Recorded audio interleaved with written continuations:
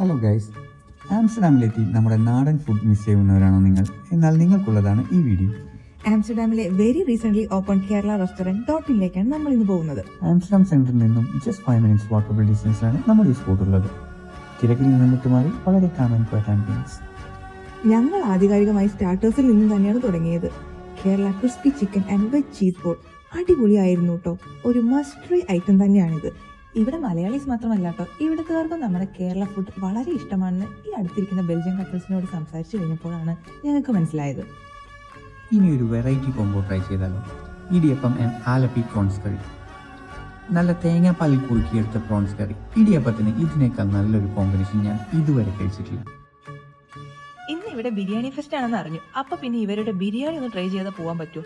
അങ്ങനെ chicken and beef biryani ടേബിളിലെത്തി. ഞങ്ങൾക്ക് രണ്ടാൾക്കും വളരെയധികം ഇഷ്ടമായിട്ടോ, കൊള്ളാമായിരുന്നു. ഇതിന്റെ കൂടെ എടുത്തു പറയേണ്ട ഒന്നാണ് ഇവരുടെ സർവീസ് ക്വാളിറ്റി. അപ്പൊ ലൊക്കേഷൻ ഞങ്ങൾ ക്യാപ്ഷനിൽ ഇടുന്നുണ്ടേ.